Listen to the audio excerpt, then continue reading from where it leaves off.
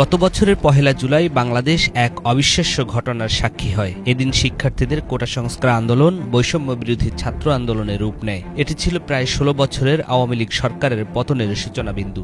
আগামী শুক্রবার অনলাইন ও অফলাইনে আমাদের জনসংযোগ হবে ৪ দফার ভিত্তিতে এবং সারা দেশে সমন্বয় করা হবে। আগামী শনিবার বিকাল ৩টায় সকল বিশ্ববিদ্যালয় এবং কলেজ থেকে বিক্ষোভ মিছিল বের করা হবে।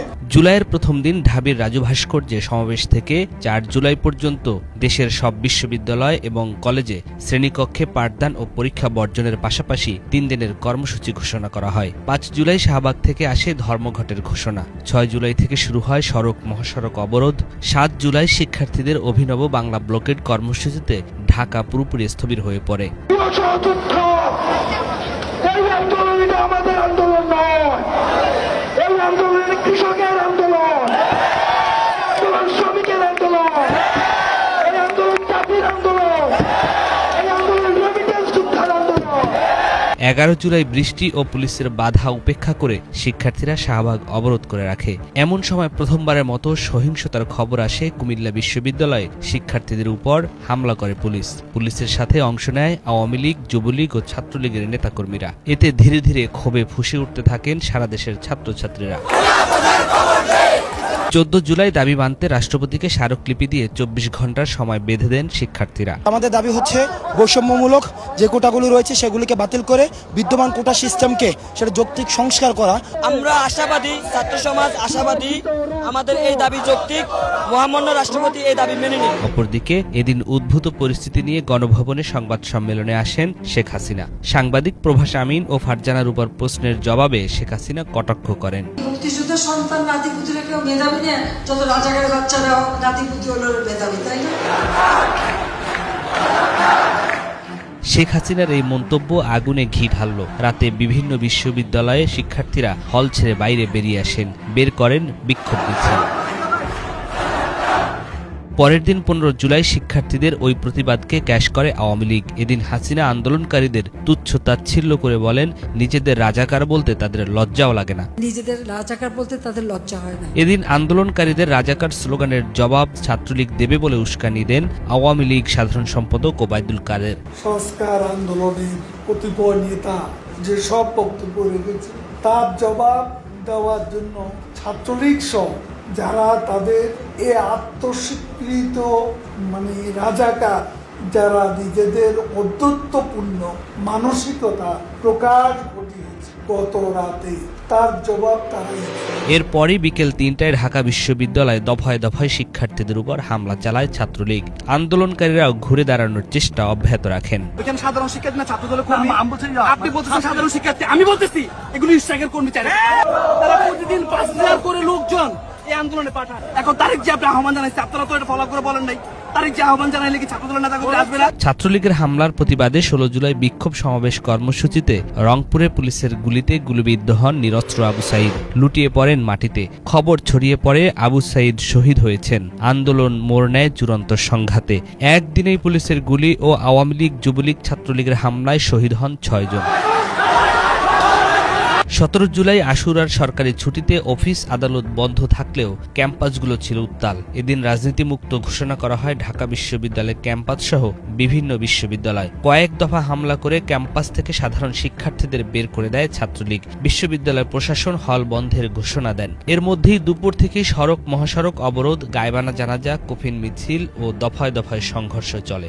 আন্দোলন ঠেকাতে বন্ধ করে দেয়া হয় ইন্টারনেট। এদিন সন্ধ্যা ৭:৩০টায় কালো শাড়ি পরে জাতির উদ্দেশ্যে ভাষণ দেন শেখ হাসিনা। বরাবরের মতো এই ভাষণ দীর্ঘ ছিল না। ৮ মিনিটের ভাষণে তার চেহারা ছিল বিমর্ষ, ভীত। এটাই ছিল প্রধানমন্ত্রী হিসেবে শেখ হাসিনার শেষ আনুষ্ঠানিক ভাষণ। আপনজন হারাবার বেদনা যে কত কষ্টের তা আমার থেকে আর কে বেশি জানে। ১৮ জুলাই ঢাবি সহ দেশের বিভিন্ন বিশ্ববিদ্যালয়ের হল খালি করা হয়। শেখ হাসিনা সরকারের দমন কৌশল কিছুটা সফল হলো, কিন্তু সারা দেশ থমথমে অবস্থা। এদিন আন্দোলন মোড় নেয় অন্য উচ্চতায়। পাবলিক বিশ্ববিদ্যালয় যখন বন্ধ বলা চলে সেখানেই লাঠি হাতে রাস্তায় নেমে আসে প্রাইভেট বিশ্ববিদ্যালয়গুলো। দ্বিতীয় দফায় আন্দোলন শুরু হয় এদের হাত ধরে। যুক্ত হতে থাকে বিভিন্ন শ্রেণী পেশার মানুষ। ঢাকার বাড্ডা, যাত্রাবাড়ী সহ দেশের ৪৭ জেলায় তীব্র আন্দোলন হয়। বাড়তে থাকে নিহতের সংখ্যা। প্রাথমিকভাবে ২৮ জনের মৃত্যুর খবর পাওয়া যায় এদিন। সন্ধ্যায় ছাত্রদের ঘোষণা আসে দেশ জুড়ে কমপ্লিট শাটডাউন বা সর্বাত্মক অবরোধ কর্মসূচি। ১৯ জুলাই ঢাকায় ব্যাপক সংঘর্ষ, হামলা, ভাঙচুর, গুলি, অগ্নিসংযোগ ও প্রাণহানির ঘটনা ঘটে। এদিন ৭৫ জনের মৃত্যুর খবর পাওয়া যায়। যাত্রাবাড়ি, শনির আখড়া এলাকা হয়ে ওঠে উত্তাল রণক্ষেত্র। রাত ৯:৩০টার দিকে ঘোষণা আসে শেখ হাসিনার ক্ষমা চাওয়া সহ ৯ দফা কর্মসূচি। কুল কিনারা না পেয়ে আইনমন্ত্রী আনিসুল হককে দায়িত্ব দেন ছাত্রদের সাথে কথা বলতে। আলোচনা শেষে ৯ দফা কমে হয় ৮ দফা। ওই দিন রাতেই ১৪ দলীয় জোটের নেতাদের সাথে বৈঠক শেষে জারি করা হয় কারফিউ, মোতায়েন করা হয় সেনাবাহিনী। এ রাতেই ডিবি তুলে নেন সমন্বয়ক নাহিদ ইসলাম, আসিফ মাহমুদ, সজীব ভুইয়া, বাকের মজুমদারকে। সারা দেশে পুরোপুরি বন্ধ করে দেয়া হয় ব্রডব্যান্ড কানেকশন। ২০ জুলাই কারফিউ ও সেনা মোতায়েন করেও পরিস্থিতি শান্ত করা যায়নি। যাত্রাবাড়ি, উত্তরা, বাড্ডা, মিরপুর ও মোহাম্মদপুরে চলে তুমুল সংঘর্ষ। ঢাকার বাইরেও চলে একই অবস্থা। ২০ জুলাই নাহিদ ইসলামকে চোখ বাঁধা অবস্থায় নির্যাতনের পর ফেলে যাওয়া হয়। যৌথ বিবৃতিতে কমপ্লিট শাটডাউন জোরদার করার আহ্বান জানায় আন্দোলনকারীরা। ২২ জুলাই আন্দোলন কিছুটা শান্ত হয়, যাত্রাবাড়িও শান্ত হয়। ব্লক রেইডের মাধ্যমে চলতে থাকে পুলিশি অভিযান। ১৭ তারিখ থেকে ২২ জুলাই পর্যন্ত গ্রেফতারের সংখ্যা ২০০০ ছাড়িয়ে যায়। শুধু ছাত্রদেরই গ্রেপ্তার করা হয়নি, বিএনপি, জামাত সহ বিরোধী দলের নেতাকর্মীদেরও গ্রেপ্তার করা হয়। এদিন ব্যবসায়ীদের সাথে বৈঠকে শেখ হাসিনা কঠিন বার্তা দেন। বলেন, শেখ হাসিনা পালায় না। শেখ হাসিনা পালিয়ে গেছে, শেখ হাসিনা নাই, শেখ হাসিনা চলে গেছে, শেখ হাসিনা পালায় না। ২৩ জুলাই সংবাদ সম্মেলন করেন বৈষম্য বিরোধী আন্দোলনের সমন্বয়করা। ১৮ জুলাই থেকে নিখোঁজ আসিফ মাহমুদ, বাকের মজুমদার, রিফাত রশিদের সন্ধান চান। এদিন ব্রডব্যান্ড সীমিত পরিসরে চালু করা হয়। ২৪ জুলাই সকাল ১০টা থেকে বিকেল ৫টা পর্যন্ত কারফিউ শিথিল হয়। ৫ দিন নিখোঁজ থাকার পর চোখ বাঁধা অবস্থায় আসিফ বাকেরকে ফেলে রেখে যায়। ২৫ জুলাই শিক্ষার্থীদের আসামি করে একের পর এক মামলা হতে থাকে। একই সাথে চলে গ্রেপ্তার। আবার হাসপাতালে কাতরাচ্ছে আহতরা, কেউ কেউ মারা যাচ্ছে। শেখ হাসিনা মেট্রো পরিদর্শনে গিয়ে কান্নায় ভেঙে পড়েন। তার এই কান্না ব্যাপক সমালোচনার জন্ম দেয়। এদিকে মন্ত্রীরাও নানা রকম হুমকি, হুঁশিয়ারি দিতে শুরু করেন। আজকে মেট্রো রেল বন্ধ, কারণ এই স্টেশন যেভাবে ধ্বংস হয়েছে এটা সম্পূর্ণ ডিজিটাল সিস্টেম, ইলেকট্রনিক সিস্টেম, সম্পূর্ণ মডার্ন। এটা তো কতদিনের ঠিক হবে আমি জানি না। ২৬ জুলাই রাতে নাহিদ ইসলাম, আসিফ মাহমুদ সহ ৩ জনকে রাজধানীর গণস্বাস্থ্য কেন্দ্র থেকে আবারও তুলে নেয় ডিবি। এদিকে তখন আতঙ্কের নাম হয়ে ওঠে ব্লক রেইডের অভিযান। কোনো বাসায় শিক্ষার্থী পাওয়া গেলে গ্রেফতার। ২৭ জুলাই নিরাপত্তার কথা বলে তুলে নেওয়া হয় হাসনাত ও সার্জিসকে। এদিন শেখ হাসিনা পঙ্গু হাসপাতাল ও বিটিভি পরিদর্শন করেন। শেখ হাসিনা বলেন, তার কথা বিকৃত করে আন্দোলন চলছে। ১০ দিন বন্ধ থাকার পর ২৮ জুলাই সচল হয় মোবাইল ইন্টারনেট। এদিন সমন্বয়ক নুসরাত তাবাসসুমকে নেওয়া হয় ডিবি হেফাজতে। পুলিশি হেফাজতে থাকা অবস্থায় জোর করে নাহিদদের থেকে আন্দোলন প্রত্যাহারের ভিডিও বার্তা রেকর্ড করে গণমাধ্যমে পাঠানো হয়। এই কারসাজির নেপথ্যে ছিলেন পুলিশ কর্মকর্তা হারুনুর রশিদ। কিন্তু হান্নান মাসুদ, মাহিন সরকার, রিফাত রশিদ আবারও বিক্ষোভ ও প্রতিবাদ সমাবেশের ঘোষণা দেন। ২৯ জুলাই আবারও রাজপথে নামে শিক্ষার্থীরা। ছড়িয়ে পড়ে জেলায় জেলায় বিক্ষোভ। আবারও ১৪ দলের বৈঠক ডাকেন শেখ হাসিনা। গোয়েন্দা তথ্যের ভিত্তিতে আন্দোলনের নেপথ্য শক্তি হিসেবে ছাত্রদের পাশাপাশি বিএনপি, জামাতের নাম আসে। ফলশ্রুতিতে নিষিদ্ধের সিদ্ধান্ত হয় জামাত শিবিরকে। ৩০ জুলাই হাসিনা সরকার একদিনের শোক ঘোষণা করে কালো ব্যাজ ধারণের আহ্বান জানায়। অপরদিকে আন্দোলনকারীরা মুখে লাল কাপড় ও ফেসবুক প্রোফাইল লাল করার ঘোষণা দেন। এখানে পরিষ্কার হয়ে যায় দেশের বেশিরভাগ মানুষ কোন পক্ষে।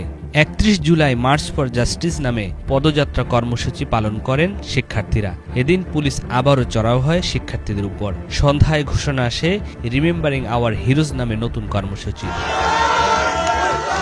১ আগস্ট ব্যাপক সমালোচনার মুখে ও ৩২ ঘণ্টা অনশনের পর ৬ সমন্বয়ককে ছেড়ে দেয় ডিবি পুলিশ। এদিন সন্ত্রাস দমন আইনে জামাত ইসলামী ও ছাত্র শিবিরকে নিষিদ্ধ করা হয়। ২ আগস্ট গণহত্যা ও নিপীড়ন বিরোধী শিল্পী সমাজ বিক্ষোভ করেন। সন্ধ্যায় সর্বাত্মক অসহযোগ আন্দোলনের ডাক দেন বৈষম্য বিরোধী ছাত্র আন্দোলনের নেতারা। ৩ আগস্ট ঢাকা সহ সারা দেশে সড়কে আবারও নেমে আসে ছাত্র জনতা। বিভিন্ন স্থানে আন্দোলনকারীদের সাথে পুলিশ, আওয়ামী লীগ, যুবলীগ, ছাত্রলীগের নেতাকর্মীদের ব্যাপক সংঘর্ষ হয়। রাত ৩টায় শহীদ মিনারে সমাবেশের ঘোষণা আসে। দুপুর থেকে সেখানে জড়ো হতে থাকেন ছাত্র জনতা ও অভিভাবক, শিক্ষক, পেশাজীবী, সাংবাদিক, রাজনীতিবিদ, সংস্কৃতি কর্মী সহ নানা শ্রেণী পেশার মানুষ। এই সমাবেশে নাহিদ সহ প্রথম সারির সমন্বয়করা যোগ দেন। সমাবেশে শেখ হাসিনা এবং তার মন্ত্রিসভার পদত্যাগের এক দফা দাবি ঘোষণা করেন নাহিদ ইসলাম। সারা দেশে অসহযোগ আন্দোলনের কর্মসূচি ঘোষণা করা হয়। সরকারের আলোচনার প্রস্তাব প্রত্যাখ্যান করেন বৈষম্য বিরোধী ছাত্র আন্দোলনের নেতারা। সরকার পতনের ডাক আসায় ৪ আগস্ট মরিয়া হয়ে মাঠে নামে সরকারের সকল বাহিনী ও শেখ হাসিনার দলের লোকেরা। অসহযোগ আন্দোলন ঘিরে এদিন ৯৮ জন নিহত হন। আবারও বন্ধ করে দেয়া হয় মোবাইল ইন্টারনেট। বিপুল হতাহতের প্রতিবাদ ও সরকারের পদত্যাগের দাবিতে ৬ আগস্ট মার্চ টু ঢাকা ঘোষণা করা হয়। পরে এই কর্মসূচি একদিন এগিয়ে ৫ আগস্ট ঘোষণা করা হয়। আমাদের যে ৬ তারিখের যে লং মার্চ টু ঢাকা কর্মসূচি ছিল সেটাকে আমরা একদিন এগিয়ে নিয়ে এসেছি, অর্থাৎ আগামীকাল ৫ই আগস্ট সারা দেশের মুক্তিকামী জনতাকে ঢাকার উদ্দেশ্যে রওনা হওয়ার জন্য আমরা আহ্বান জানাচ্ছি। ৫ আগস্ট সারা দেশে কারফিউ চলছে, থমথমে পরিস্থিতি। এর মধ্যে দুপুরে কারফিউ ভেঙে জনতার ঢল গাজীপুর থেকে ঢাকায় প্রবেশ করেন। শেখ হাসিনা ২টা ৩০ মিনিটে পদত্যাগ করে হেলিকপ্টারে দেশ ছেড়ে পালিয়ে ভারতে আশ্রয় নেন। অবসান ঘটে প্রায় ১৬ বছরের ন্যায়হীনতার। আর এদিকে পুরো রাজধানী বিজয় উল্লাসে মেতে ওঠেন। হানা দেন গণভবনে। জনতা নিয়ে যায় শেখ হাসিনার হাঁস, মুরগি, পুকুরের বড় বড় মাছ এবং আসবাবপত্র। বাংলাদেশের ইতিহাসে ৫ আগস্ট ইতিহাসের এক অন্য মাত্রা যোগ করেছে। যতদিন বাংলাদেশ থাকবে ততদিন স্বৈরাচারের বিরুদ্ধে জনতার ক্ষোভের উদাহরণ হয়ে থাকবে ৩৬ জুলাই। এই ৩৬ জুলাই হয়ে রইল বাংলাদেশের ইতিহাসের অন্যতম তাৎপর্যপূর্ণ দিন। নিয়াজ মাখদুম, বাংলা ভিশন, ঢাকা।